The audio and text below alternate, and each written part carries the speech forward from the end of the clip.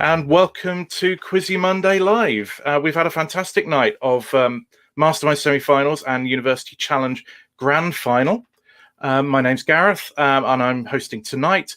We've got with us some special guests. We've got Daniel Lawson joining us from Magdalen, the captain of Magdalen. We'll have Andrew Rout joining us, the captain of Warwick. And we've got Richard Brooks, who until tonight was one of the reigning champions of University Challenge. So we'll be seeing what he thought of the grand final and the series as a whole. So welcome. Before we do that, we'll just have a quick look, as we always do, at some parish notices, as it were.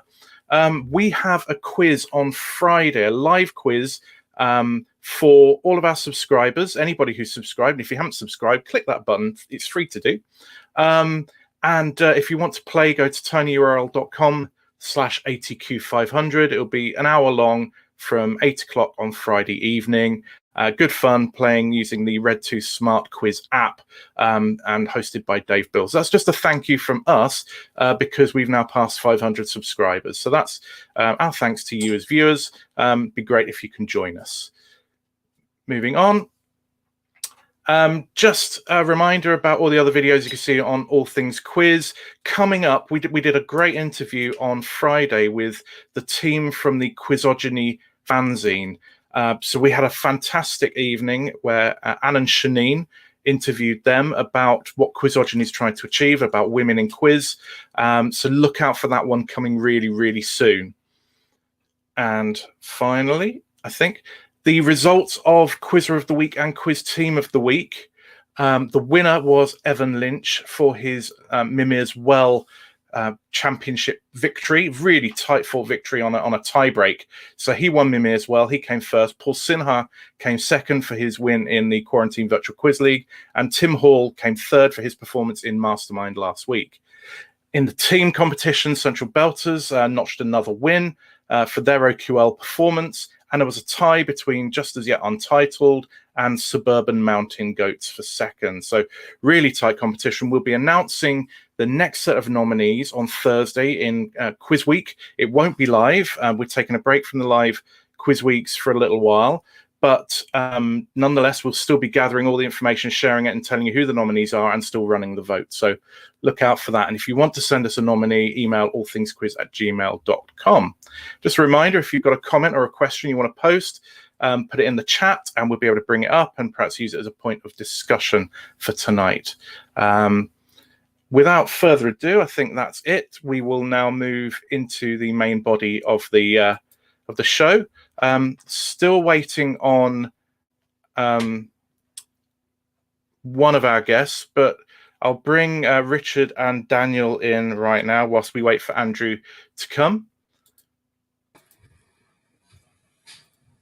Welcome. Hello. Yeah. So Richard, you've not been on the channel before, so welcome. Daniel, welcome back. Slightly less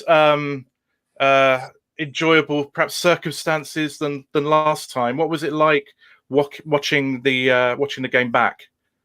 It was much better than I thought. I'd actually forgotten exactly what happened. It sounds ridiculous, but it's so much of a blur. I mean, Richard might be able to corroborate this from last year. You forget most of the questions that you've answered in the course of that 28 minutes, or whatever it is. So it was it was actually quite nice to watch it back. Not as nice to watch back your errors and your negs, but it was a nice thing to see, and obviously the result might be the less optimal one, but I can't help being delighted to get to play all of the possible matches in the series, if that makes sense. Yeah, and you lost to a fantastic team who were really on form on the day, weren't they? Absolutely. Even before Andrew gets here, I mean, Andrew and I are quite good friends, so it was actually quite a nice final.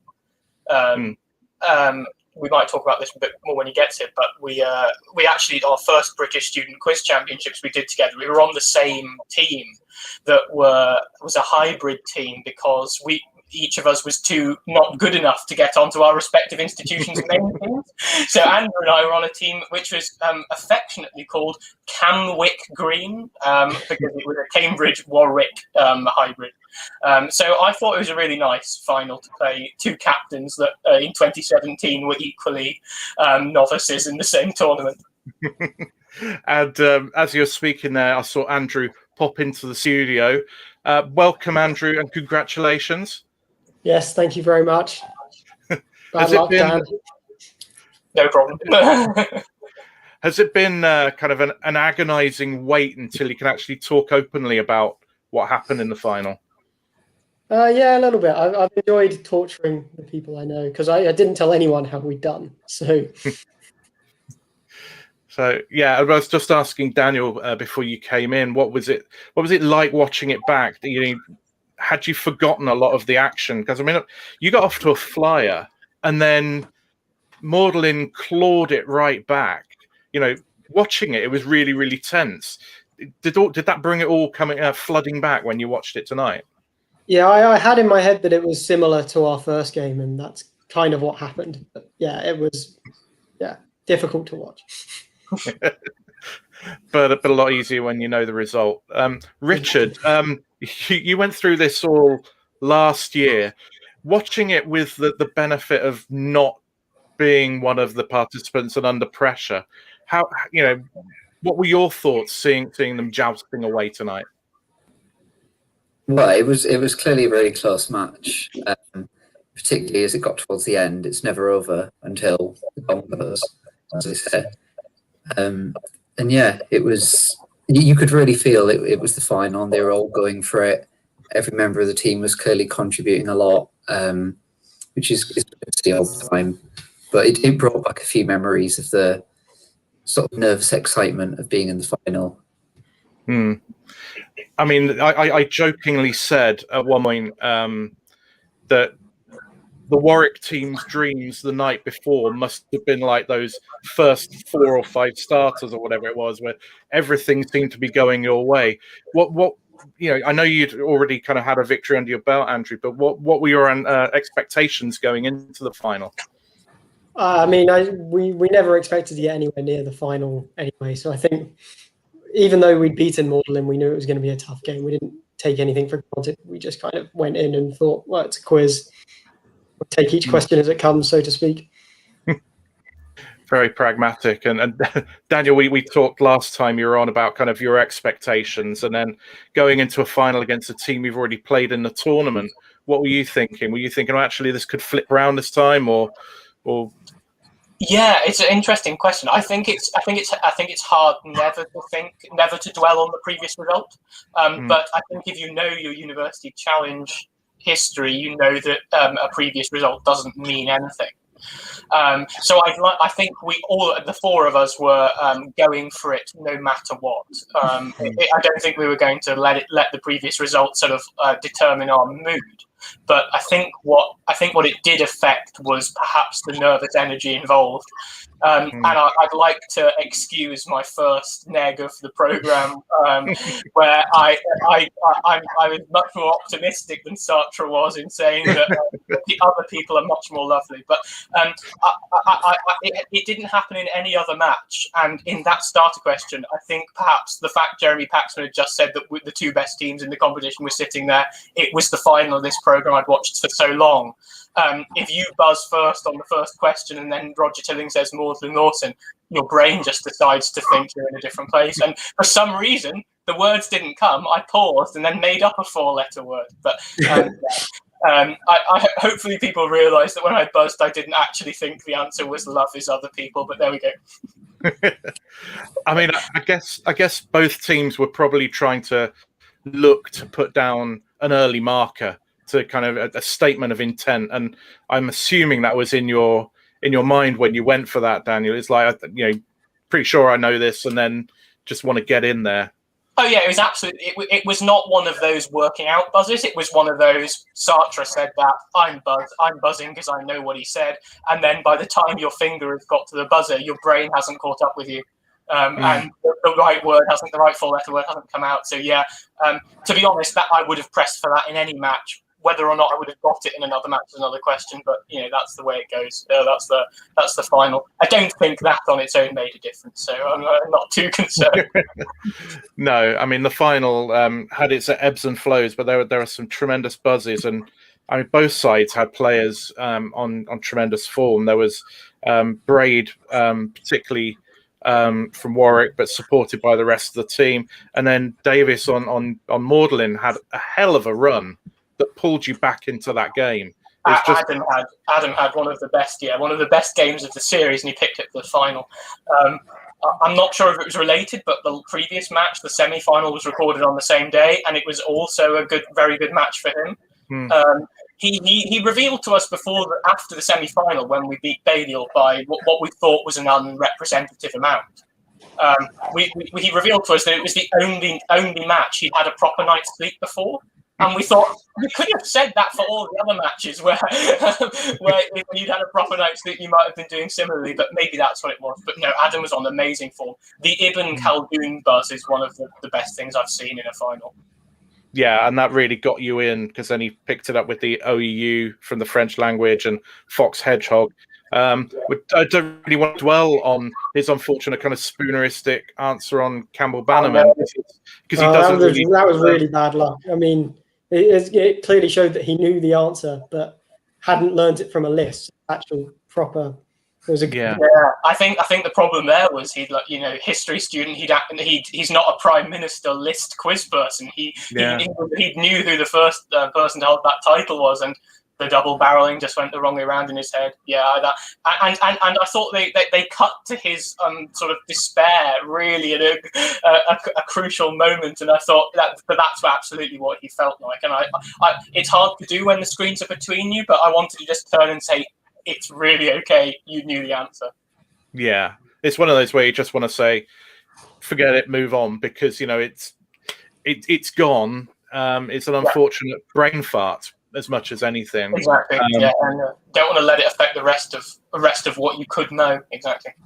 Indeed. And then Warwick capitalised on it. Of course, it was a little bit of a tap in for you there, Andrew, to pick up the correct answer. I remember feeling bad when I did it. It was like, I mean, you have to pick it up, but You felt bad for Adam when he did it, basically.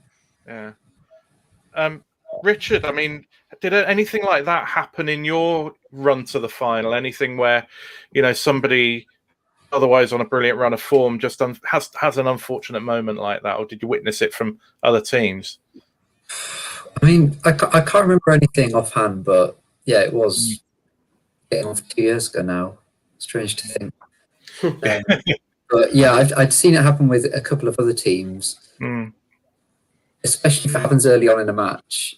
It's always good to affect what happens later on.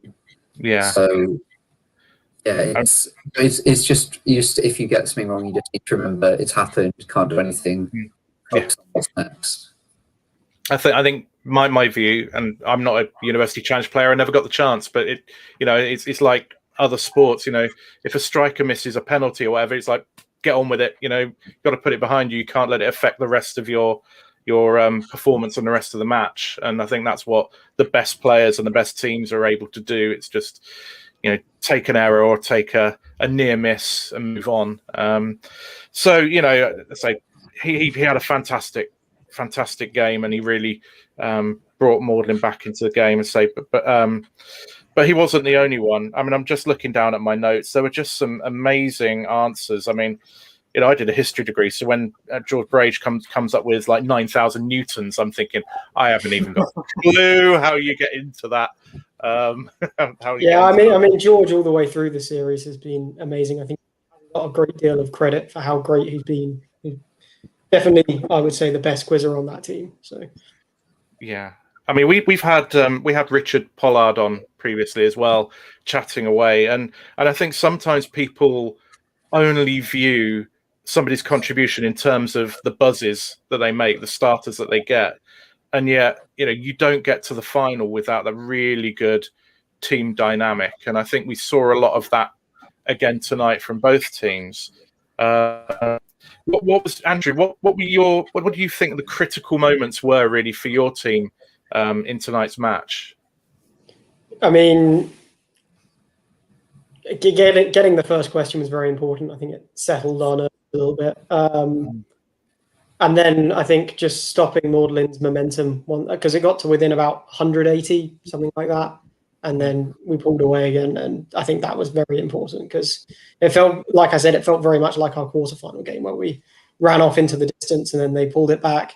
And then we managed to just stop it. Although that one was a more amusing one that stopped it with the Mary Quanta.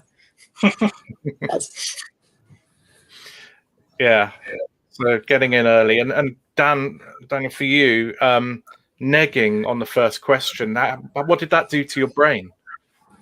I think it did affect my confidence on going for all the other stuff as aggressively. Even though I went for it for the right reason, which was that it was there. Yeah. I didn't go for it in the sense of, I'll stab a wild guess here when 3 of my other teammates are left knowing it, and that's the wrong type of aggressive play. But it did then affect the ones I remember being inhibited on, and that's really horrible to remember being inhibited to the extent we don't buzz, was on St George's Channel, because I didn't know the non-British one. I thought, wait, there are 2 St George's Channels? St George's Channel, Smooth, which obviously should be within my medical remit. George Braid's Smooth buzz though was amazing. To have the confidence to go for it. And I was just sitting there going, "What, they've defined smooth muscle in a very odd way. I'm going to wait." And I think those are the main ones. I don't know whether it affected my buzz on the picture round. Basically, the petition starter, the petition second starter, looks a bit like Rubens, and then I realised it looked a bit like Rubens because Rubens copied that painting.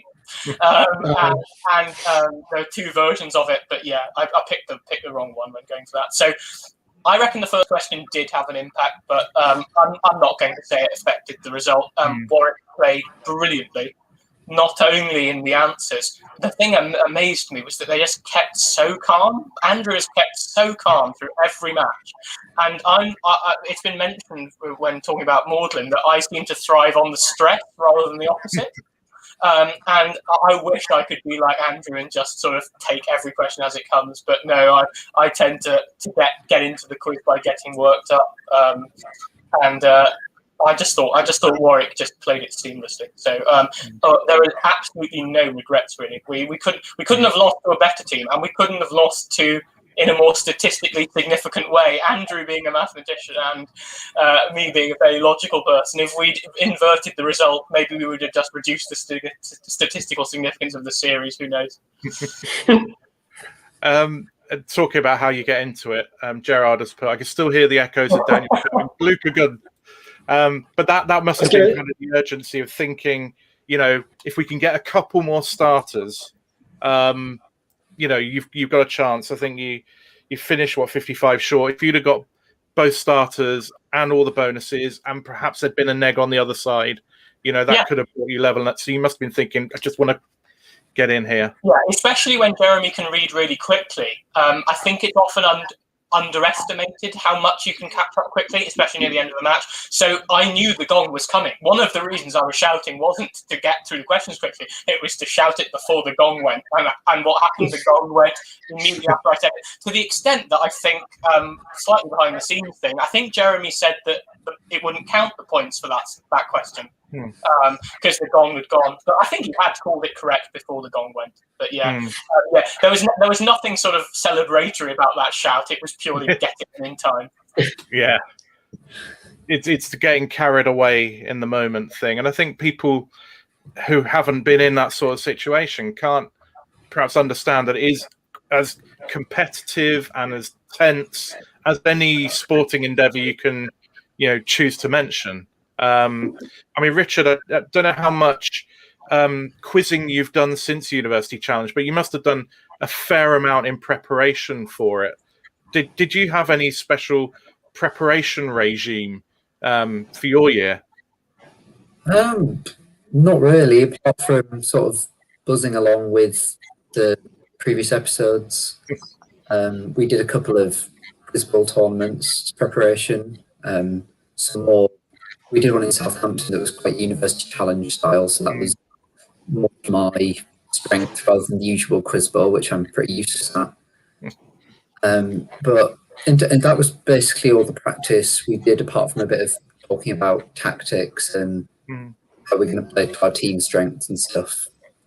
Which I think that was probably the most important thing, knowing the strengths of both us and our team members.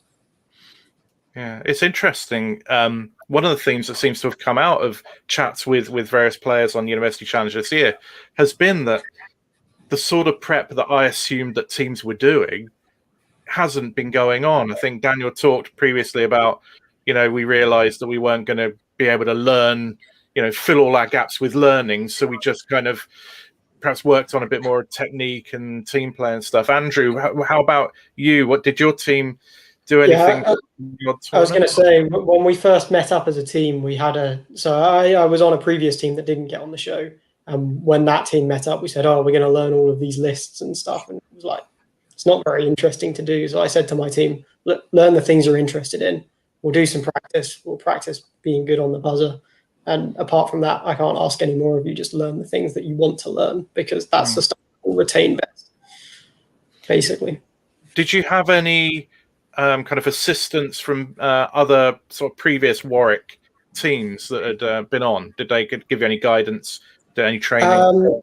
Yeah, I mean, we practiced once a week, and we had a couple of people from past teams. So we had the captain from a team the two years before us, basically. So Ben Beardsley, and we had Ife Painter, who was also on that team, and Keshnal Lysa, and also lots of other members of the Warwick Quiz Society who I won't name here because I will forget people. Bad. But I'd also like to say thank you to our reserve, Ethan Webb, and our player who didn't make it onto the series but was originally on the team, James Coe. It must be one of those hard situations to be the reserve, kind of going along, thinking you might be needed, looking at whether someone's eating the prawn sandwiches, thinking they look a little bit dodgy. Maybe I'm going to get a game. I mean, what do they do? When you're playing, are they in the green room or are they in the audience? What sort of role do they do? So I think under normal times they would be in the audience, but they were in the green room watching, basically, and thinking, I'd have got that. If I could shout out to, I think I should do it as well now. If I could shout out to our two reserves. So we had two reserves, which is unusual for COVID reasons. So Sasha Tsovma, who's a Russian based student who lives in France. As a result of lockdown, she was trapped in France for one of the recording blocks. So at short notice, we got another reserve, Edwin Balani. So those are our two reserves, and they step up. Edwin especially stepped up at such short notice. We're absolutely happy, because you have to, when you do it, you have to agree to effectively being willing to sit on set if something goes wrong. So massive thanks to Edwin for doing that at such short notice. He then got COVID symptoms 3 days before one of our recordings. He had a COVID test that was then negative. The producers then were confused about the protocol, but he was allowed to come. We nearly had a reserve. That would have been an awful situation for me to try to source. The reserves have a good time and a bad time. They have a bad time in that they could be called up at any moment. They have a good time in that they get to experience all of it, come along to the studios, get some free food in non-COVID times, and watch it live, but don't have to be on the set. So massive thanks to both of our reserves and anyone who's willing to take on that role. Yeah, I was a reserve once for the Mastermind Grand Final. Never again. You have to do all the work to prepare for it, and then it goes nowhere. But we do have a comment here from Sasha saying, Magdalen Reserve here. Thoroughly enjoyed the whole thing and cheering my team on. They always included me in the process. Lots of love to them all. Thanks, Dan. So that's nice. Good to see you here. Sasha and Gallifrey and Cat, it's always good to have a Doctor Who fan joining the stream. Now we're talking about pop culture. He says segueing to Andrew. And what was the comment? Somebody is this another example of us not knowing popular culture? Was this a bit of a theme for your team this season? But I think that we played 6 games. I think we got pop culture bonuses in 5 of them, and I think we pretty much zeroed all of them except for the one time where they just gave us some like science clues to help us along. All of them. So that was a little bit of an Achilles heel, but it didn't hurt you. We've got a whole bunch of comments. Another one just for Sasha. Quite glad I got to enjoy the whole experience, practice with the team, coming to studios without the stress of being on TV, and ruthlessly commented online. And I think that latter point is something we've brought up, and I don't know, between the 3 of you, we think, we've spoken out about it, and we kind of comment on Twitter and try and put people down if we see they're kind of being unfair. But at times there's an awful lot of quite vicious trolling on Twitter and social media. How have you dealt with it? I mean, I don't know, Richard, if it was a problem for you. I know, Andrew, you've been on the receiving end of comments. How do you deal with that? I mean, my approach to it is just ignore it, basically. But I mean, my trolling has been different to because I'm a white guy, most of my trolling has been, he looks a bit funny, which is very different to the kind of trolling that people who aren't white men tend to get. So mine is very easy to ignore, whereas perhaps other people's is much harder. Yeah, there was a lot of very kind of unfair comments about Kerry, for example, on your team, wasn't there, Daniel? It does seem women get singled out for a lot of different angles, whether what they look like, what they dress like, how they contribute. It just seems to be the red rag to some of the trolls. How has she dealt with all of this? To be honest, I haven't actually seen most of that. If there is stuff, especially tonight, I've the way we operated at Sasha, who's just been commenting, has forwarded us nice stuff, and so we haven't looked ourselves. So I think that's a really nice way of doing it. Obviously, condemn all sorts of horrible things said. If it's said about me, I think it's bad, but I'm not too affected by it.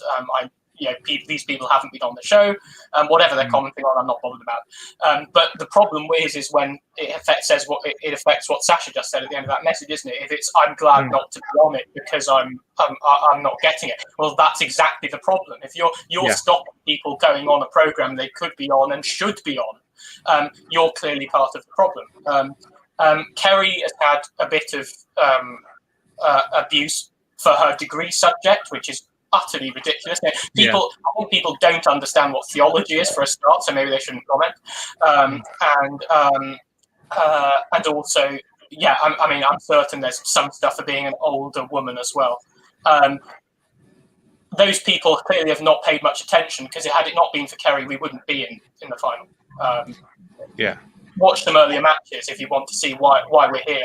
In the first match, we were probably one of the most reliant teams on balance. We scraped through because some of us got everything, and some of us got some of us got bonuses. So I can't stand for any of that at all. People who's saying that they don't know what they're talking about. And Richard, you had last year, Brandon, I know, came in for quite a lot of very unpleasant comments. Some about just kind of his demeanor, but then there was also quite a lot which had racial undertones as well. How did your team kind of deal with that that experience? Yeah, so he got quite a lot of very divisive comments, and I think we sort of shared a few nice comments between us, and that was because I appreciate the nice stuff and sort of ignore the bad stuff. I'm not sure how Brandon himself felt about it, but yeah, we would very much support each other and ignore the bad stuff, because a lot of people are saying that don't really know what they're going on about, particularly when people assume certain things. There was quite a lot about Brandon not using his surname, and if he doesn't want to use his surname, that's fine. Like, don't really need people commenting all the time on shouldn't be allowed to do that or whatever. So yeah, we were very much focused on the good bits. Oh, that's a good attitude to have. But as Daniel said, nobody should be put off going on a show like this because of the abuse they see aimed at other people. So we're doing what we can to kind of stamp on that when we see it. Hopefully other people will kind of join in, and then online will be a much better place on Quizzy Mondays. there's been lots of comments coming in, so let's run through a few of them because get some positivity back after that topic. Grace, who watches from America, I mean, that was a finale, wasn't it? Both teams were amazing and just great series in general. Some amazing quizzing this year. Gerard, I enjoyed one drunken night I once spent at Warwick University. Pleased for them. So we all have our we all have our different angles. Pam says, well done to both teams. Will G, well done to Warwick on a deserved win, and Magdalene on a great performance as well. So lots of love coming through on the chat. But I mean, talking to people who've been on Twitter tonight, Claire said after we rewatched the final another evening, I seem to have had only half an eye on it, having been responding to messages. Claire won her Mastermind semi-final tonight. Yeah. So congratulations to Claire. She was getting a lot of love on Twitter, thankfully. I think it wasn't as bad tonight as it has been. So yeah, congratulations to Claire. She did the Russo-Japanese War as her specialist. And yes, won by a couple of points. So yeah, well done to Claire. Maybe touch on that later as well. Other comments, John Violet, great final. And just a reminder, because these things never go away. Andrew's best call was last week. What's your surname? Do you think that's one of those things that's going to kind of live with you for a little while?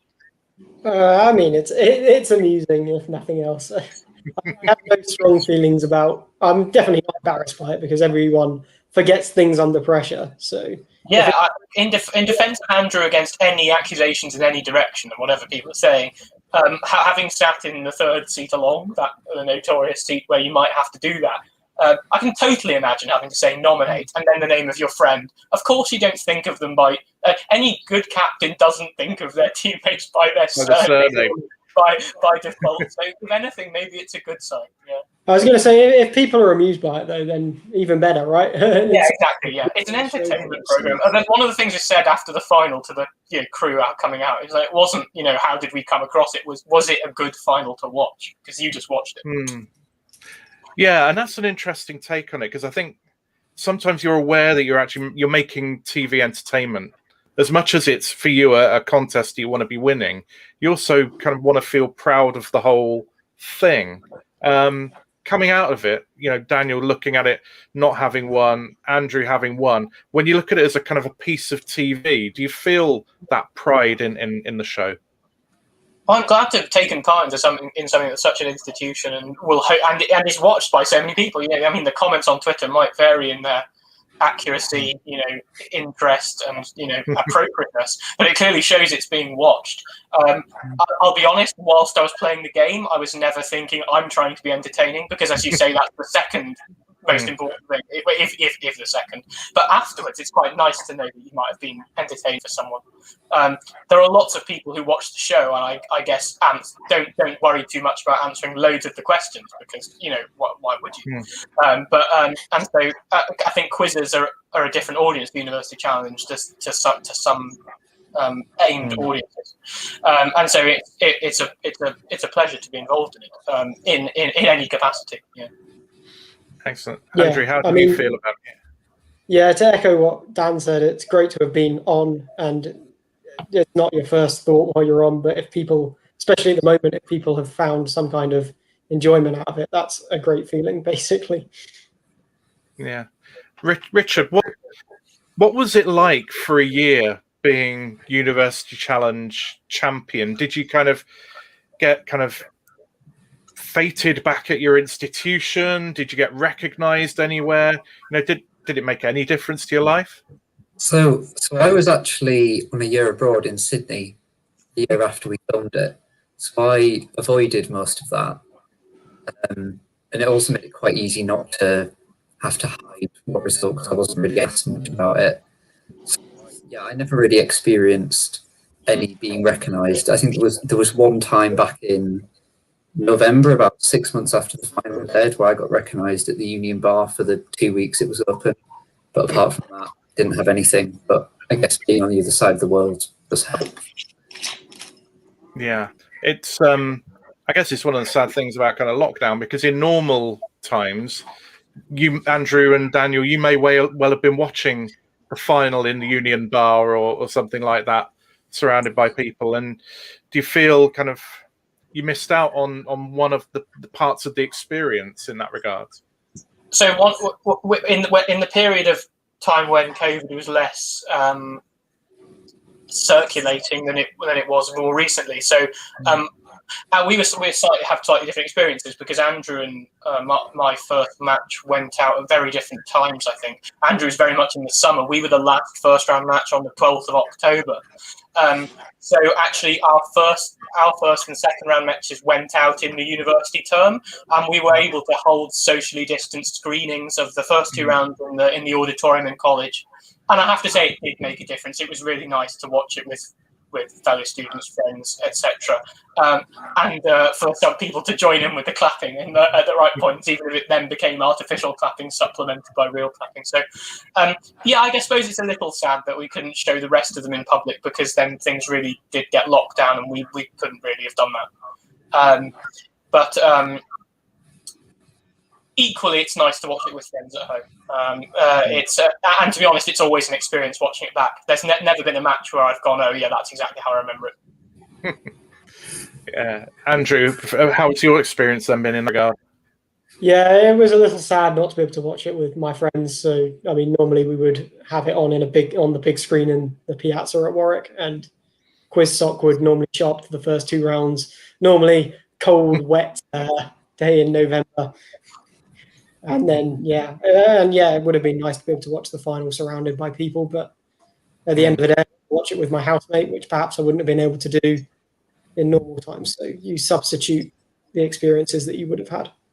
Yeah, you have a different normal. We've just got a few comments coming in from people I suspect know you one way or another. James Coe saying, cheers for not Andrew, just watching the stream back.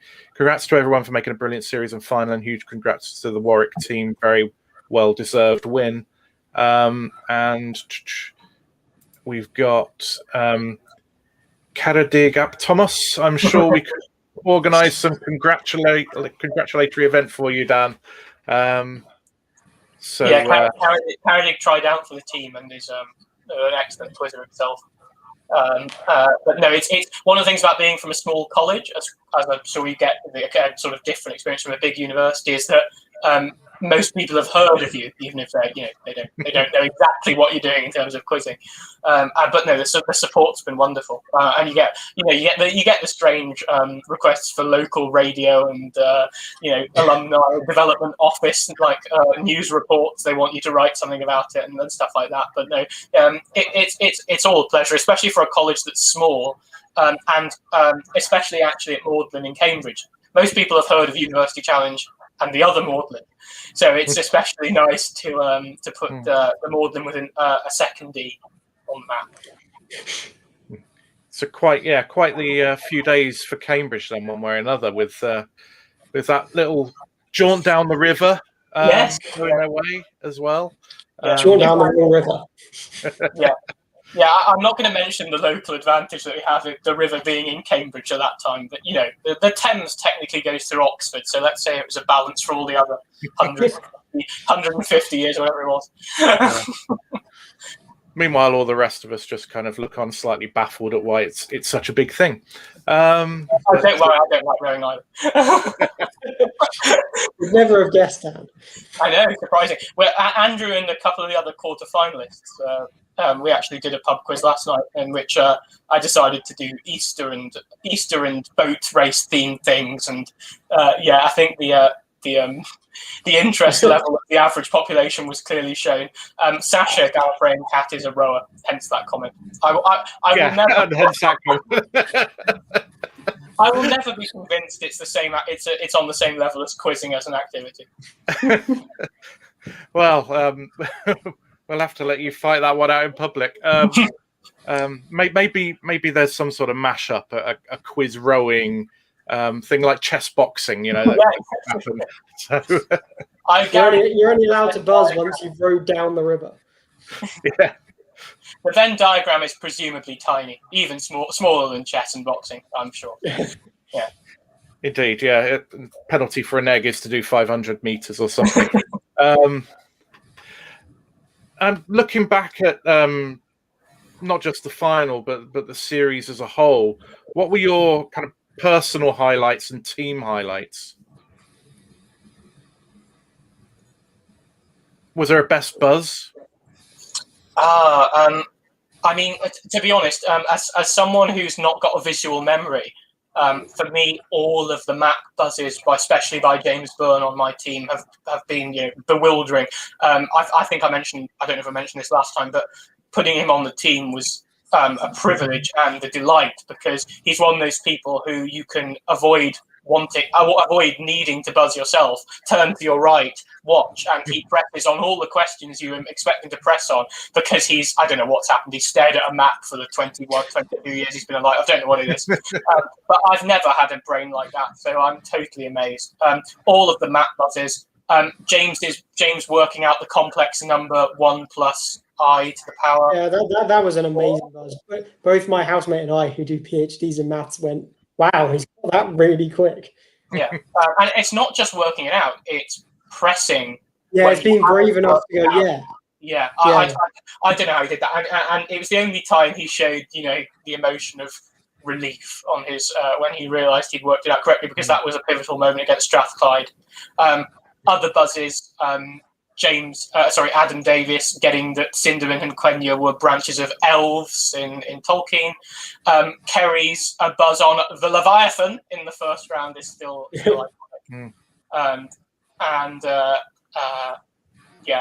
don't know if I have a favourite buzz of my own. I'm the kind of person who doesn't want to comment on that, so Andrew can go next. Yeah, I mean, I think the big moments were when we were 65 points down against Wolfson in the first game, when Richard managed to pull Benjamin Britten, or it wasn't Benjamin Britten, it was something similar from some random thing I'd never heard of. And it was like, well, that's great. And then George's buzz on, it was a buzz on Jared Manley Hopkins after about 3 words. It was like, yeah, that was excellent. Yeah, basically George on any kind of poetry was amazing. George's poetry showing has been incredible throughout that, and that's the kind of thing which I think is often not picked up, by viewers who watch separately, because obviously you don't pick up patterns. But if you know the person and you've been sitting next to them, you realise they've got every single poetry starter or every single poetry bonus. And to be honest, as me trying to spot patterns, I thought, is he the Gerard Manley Hopkins expert? Is there we did get 2 Gerard Manley Hopkins questions, so quite possibly. And I mean, Owen, just on anything where I mentioned a Greek name or a Roman name, he would just immediately pick it up, and it's just like, wow, well done. And then I think my personal highlight was managing to steal Mary Quant. Yeah, that was great. That was the kind of thing where 8 of us were sitting there going, we could venture a guess. But then we'd have to answer the next set of questions. Yeah, nobody knows this. And then Andrew goes for it, and then has to answer 3 more questions on fashion. So yeah, that was a good call. The one that really impressed me, and we had, I think it was Daniel and Michael Cohen on the night that you did it, was it turned out it was in your PhD. Was it Hamilton or Hamiltonian or something like that? Yeah, I was saying Hamilton. Yeah, and I was saying what an amazing buzz that was, and they go, "Yeah, no, that's his PhD." But my PhD is in the Schrödinger equation, so. Yeah, but I was still impressed, as you say. History degree. I was barely understanding what was being asked, and you had already answered it. So. Spoiled for magic when you know too much about people, doesn't it? Yeah.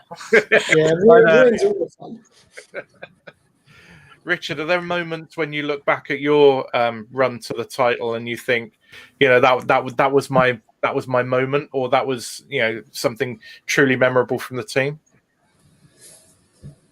I have to say, I don't really remember a lot of my things. I think I just remember. I just have sort of a general kick. I don't remember many specifics of just an awful lot of being slightly beaten to the buzzer, because that happens a lot on University Challenge. I noticed there are a few questions tonight where you can see everyone pressing at the same time, and someone gets it because they're a fraction of a second quicker, but that's the skill of it. Yeah, I don't really remember specifics. I think a couple of like map pitch questions. That was my strength, and maybe the odd music one. But apart from those, I don't really remember the auditory questions that Paxman reads out. Just an odd few funny bonuses that we had, and having a bit of a laugh, really. I was going to say, I think a thing that people miss is quite often 6 or 7 of the people on the game will know the answer, and yet one person has just beaten the other buzzer race, basically. Yeah, we've talked about that before. I think Michael highlighted as well at one point that winning by a large margin doesn't necessarily mean you're miles better than the other team. It means that you're fractionally quicker, or it can mean that you're fractionally quicker to the buzzer, which then gets you the bonus attempts. And it also feeds into the fact that you're confident, and then you're more willing to buzz aggressively. So it is very much a cycle of I'm confident. Yeah. I don't know if there's another game where momentum is as important in quiz terms. Anyway. No, I don't think so. I think, and particularly as you doing well can have a direct effect on the psyche of your opposition. It's almost a double effect. You feel better about yourself. You go for more stuff, and the other team is more worried, more nervous, perhaps. Apart from Andrew, is completely cool throughout. I think the only thing that could rival it is the quiz rowing combination, which now has a name. Which now has a name called Never Mind the Rowlocks. So yeah, we're starting to come up with something that could in time rival University Challenge. Looking back at the series, obviously there are a lot of great players who didn't make it to the final. Who are the players that you kind of would shout out as actually being, top class quizzes, brilliant performances and worth mentioning as we kind of reflect on the series? So I think the ones that immediately stand out are Michael Cohn, Sean Webb, obviously. Michael O'Connor is very good. Yeah. Whenever we all do a quiz together, Michael O'Connor always wins. Which proves something that is where maybe the captain perhaps isn't always the person who deserves all the credit, but maybe on Balliol's case, Michael is a superb quizzer. I mean, just has read loads of stuff. Yeah, knows the most random things, isn't he? Going, who the hell is that? And he'll go, oh, and Cameron Welsh as well. Cameron Welsh was fantastic, wasn't he? Yeah. They're the ones that I can immediately think of, but I'm sure there are others that I have forgotten. Yeah, I'm sure we've missed loads of people. But Sean, we played in round 2. The note. I mean, Sean is. I don't know exactly how old Sean is. I don't want to guess and be wrong, but he's something like. He's a second year, isn't he? Yeah, I think he's 3 years younger than me. Just what year does that happen? Just absolutely astonishing. I mean, I think he was astonishing as a fresher. I don't know from. I think I was at his first tournament and he showed up and no one knew who he was. And then on Oxford C, he managed to top score the tournament by about 30 points. It was amazing. Yeah, it's amazing. And obviously the two formats don't transfer perfectly, which is why. But he was great at both, amazing at both. And when we turned up in the hotel and we saw Sean Webb and his 3 Corpus Christi compatriots, we thought, oh no, okay, well we know at what stage we're going out of this. It's the classic round 2 straight harsh elimination.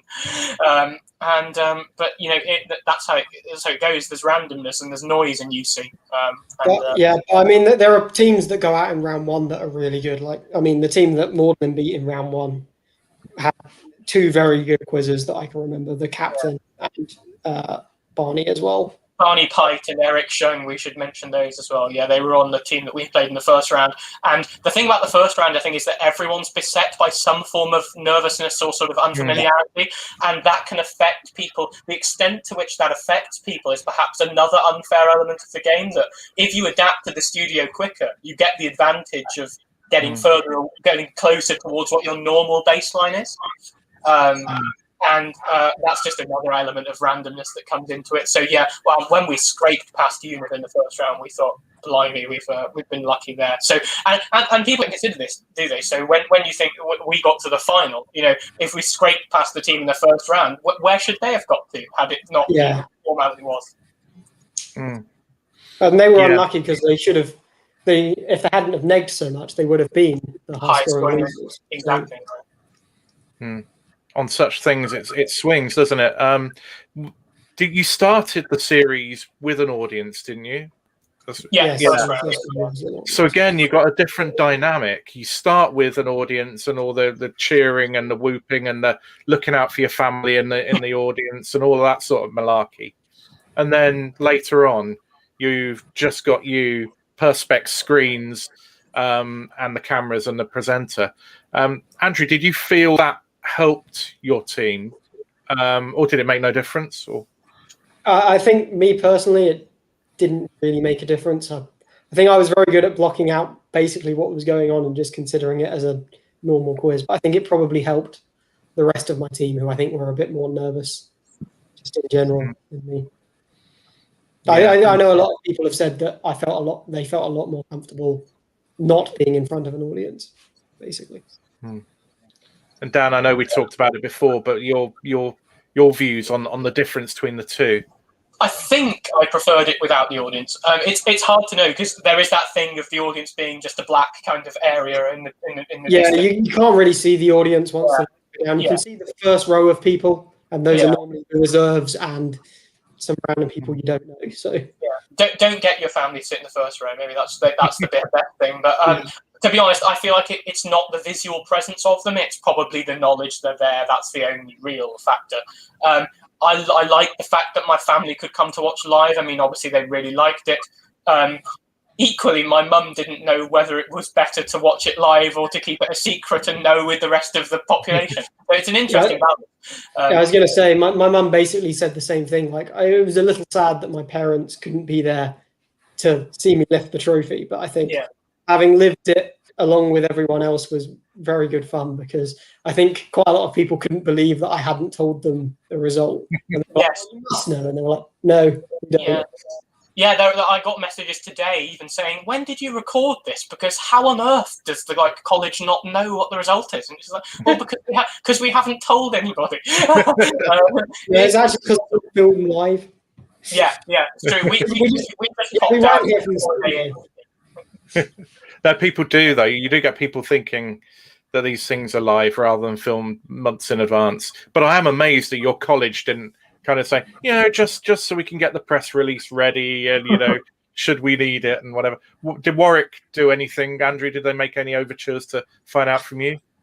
Warwick did ask, can we have a result? And I missed I actually missed the briefing that we got. I thought it was a week later. So I messaged someone going, oh, what time is the thing? And they were like, oh, that was a week ago. I was like, oh. They did want a statement, but I made a point of not sending it until just after the result. And even then I was like, if we won, this is what I want to say, because it amused me. So what lies ahead now for you, Andrew? Do you get to take the trophy home, or do they see one of these things where they kind of keep it back in the studio and ship it to university? Or well, I think the idea is that in normal times it would be shipped to the university. I don't know if Imperial ever got their trophy. I think so. No, because I haven't been in the library since. But hopefully the university will get a chance to display the trophy. And then they're going to want to speak to you for the alumni magazine and for all the press and everything like that. Probably.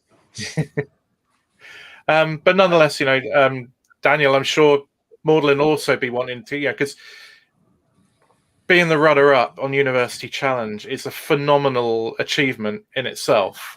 Not quite the one you wanted when you went into the studio on that last day, but nonetheless, it's an amazing achievement. And there are a whole bunch of teams who would have killed to have come where you did. Hang on. Michael says we're also still waiting for our nameplates. This is very true. The real prize. Yeah. One day we'll get them. That's the important stuff. I never got mine from Only Connect. So if Jenny Heap's watching, but But yeah, I mean, for you guys, fantastic achievement. Do you feel that at the moment, Daniel, that it was an amazing achievement, or does it kind of still feel a little bit like what could have been? It's a good question. It oscillates between the two. You occasionally reflect on all the things you got wrong and that could have gone right, but it's not the right thing to do. We went into this. We've just said that we were scraped through the first round. This was my third time applying to the show. Andrew's must have done it a few times. I thought I have a 6-year degree, and I thought I was going to do 6 goes and not ever get on. So when I got that phone call in 2020, January the 31st, 2020, I thought, oh, amazing! That's another thing checked off the list. Then getting through the first round was luck. Then second round and quarterfinal, we thought, oh dear, we've stumbled into the quarterfinal. And I think you do think like that. No matter how much you compare yourself to other teams, you just don't think it's anything other than how it happens on the day. I was going to say at Warwick, it's become a joke. Warwick teams go out in the second round. Doesn't matter how good you are, you go out in the second round.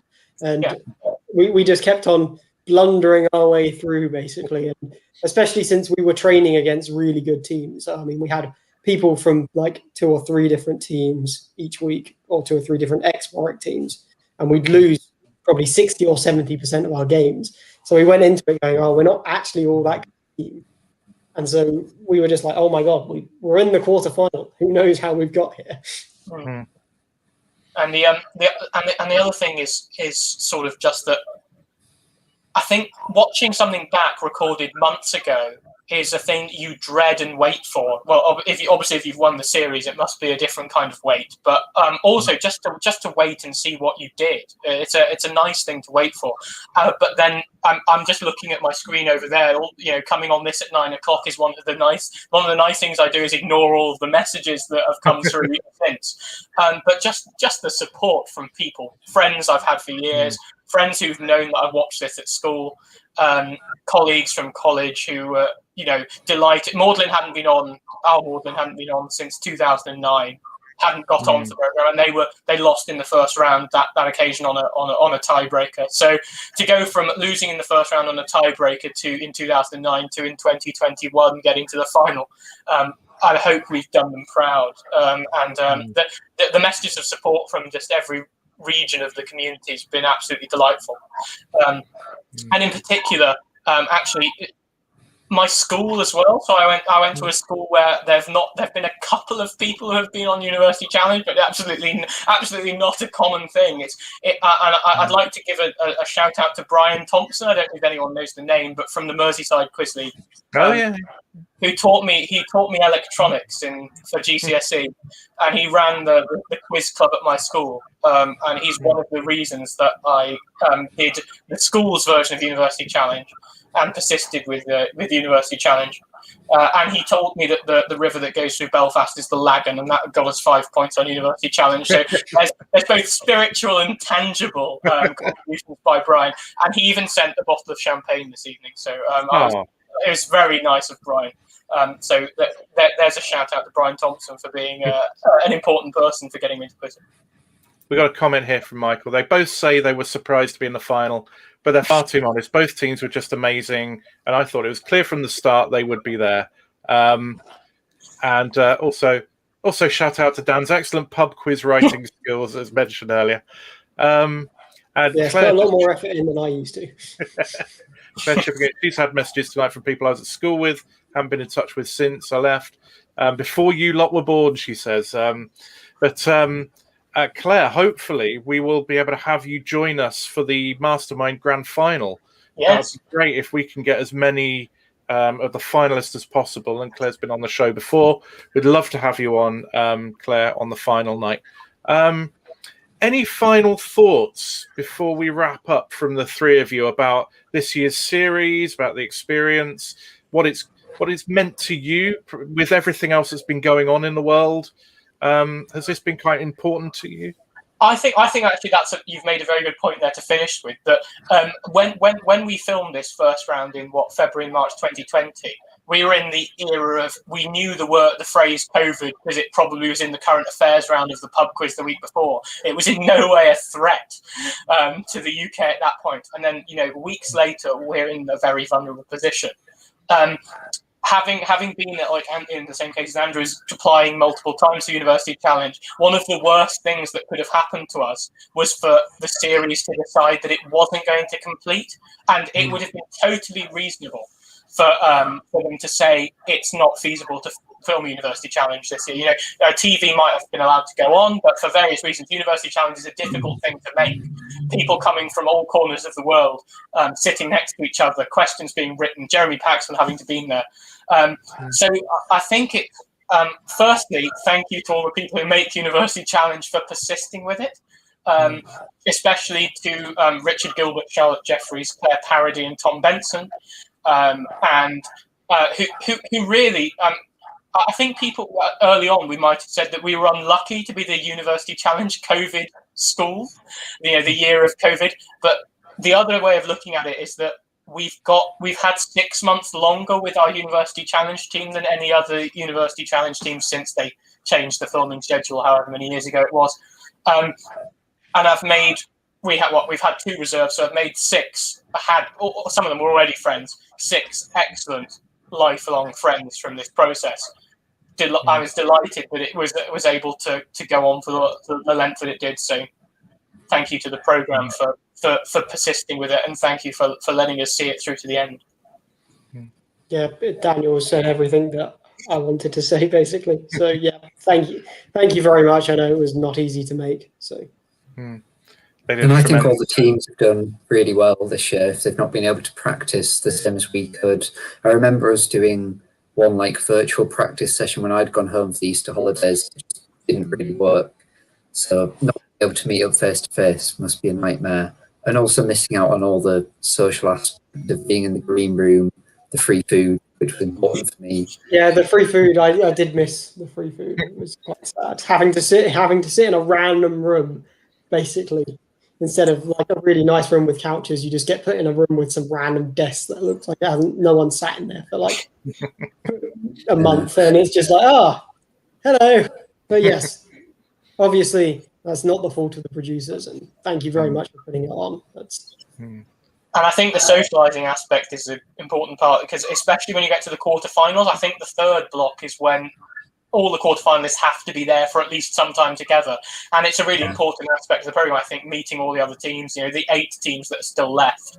And Michael Cohn has done an impeccable job of trying to replicate that in this COVID era, just online and virtually, and all these quizzes we're doing. So yeah, the friends we should have made, I hope we've still made. Yes, we've made, because we've been able to write quizzes for one another. Even if Dan hasn't enjoyed my quizzes. Andrew wrote one of the most torturing questions that I've ever heard, which was buzzer questions which are all swerving away from what you think they're going to be. That's just not fair. It's not good for people's cardiac health. Particularly if you're an aggressive buzzer. Yeah. Yes. No, that's tremendous. I think it's been a real tonic as well. We said a similar thing last week with the Only Connect final, that for viewers as well, having that sense of normality, having that that fixture in our diary every Monday has been really important. And it's been, it's a good thing. It's a long run because it's kept us going. And I think the quality of the teams has been superb this year. The quality of the entertainment has been really, really good. So, it's a shame to have to say goodbye to the class of 2020/2021. But nonetheless, you've done an awesome job, all of you, and not just the teams we see represented here, but all of the other teams. It's been a fantastic tournament. Keith says, "Well done for not letting anyone know the results in advance," which was really exciting viewing. And Fatima, who's on the Imperial team, hoping to get on this year. The swerve questions were so. So I think we know what she thinks of those, but. No, thanks so much, guys, for coming on. Really appreciate you doing that. Richard, for coming back into the fold. Michael says, there are some excellent teams coming up in Series 51, so that should be great. So that's something to look for. I guess final question for each of you. What next in your quizzing career? Andrew, what lies on the horizon, if anything? I mean, I think for the time being, I'm going to stick to Quiz Bowl. A little bit less stressful than these damn TV quizzes. I mean, I'm playing in the highbrow Mimir, and so is Dan, so that should be good fun. Came down to a tie break today. And then I think in terms of TV quizzing, I'd like to do Mastermind at some point, but I definitely want to see what it looks like these days. Perhaps if people can interrupt, it would be, one says, a little bit better.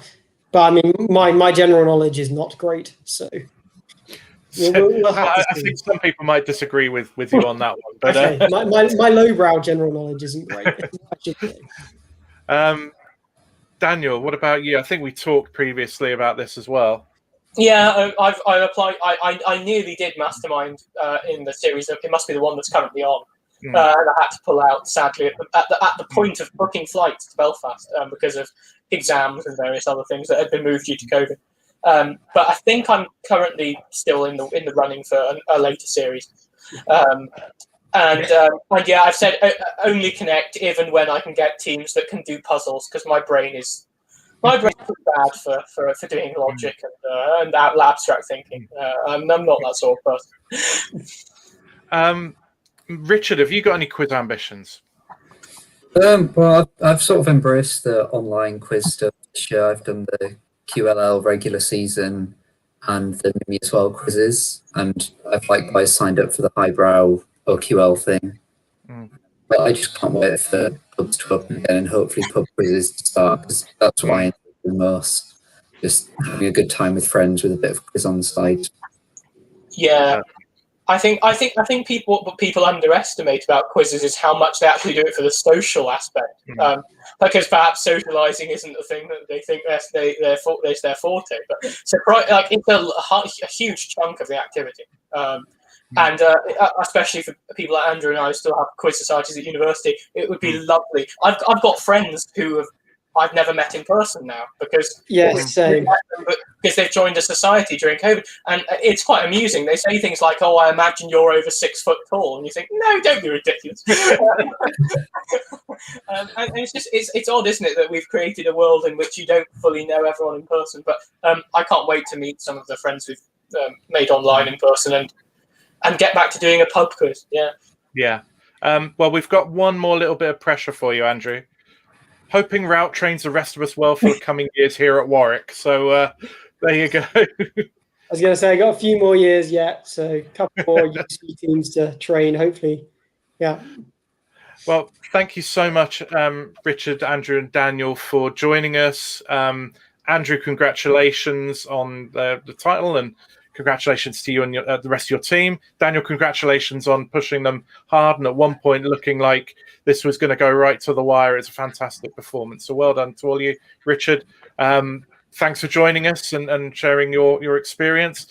We've got our ATQ 500, which is a quiz coming up on Friday, free quiz, which is a thank you to the people who subscribed. So anybody who's subscribed, if you haven't subscribed yet, click the subscribe button. It doesn't cost you anything. Andrew, Richard, Daniel, you would be more than welcome to join us, as would any of the people who've been guests on All Things Quiz over the last few months.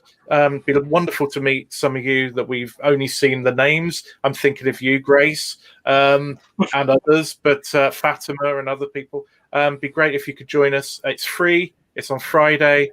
It's using a smartphone app and Zoom. And if I can bring up the screen, I will just bring up the whilst my glamorous assistant brings up the glamorous assistant is not paying attention. So I'll just read out the address, which is tinyurl.com/ATQ500, and you can sign up there. And then later in the week, I'll send out the Zoom details and the details of the app. So anybody who's subscribed, anybody who's been a guest on the show, welcome to join us. For now, I'll say thank you very much to everybody. We will be concentrating from here on in on Mastermind. Oh, here we are. Concentrating on Mastermind.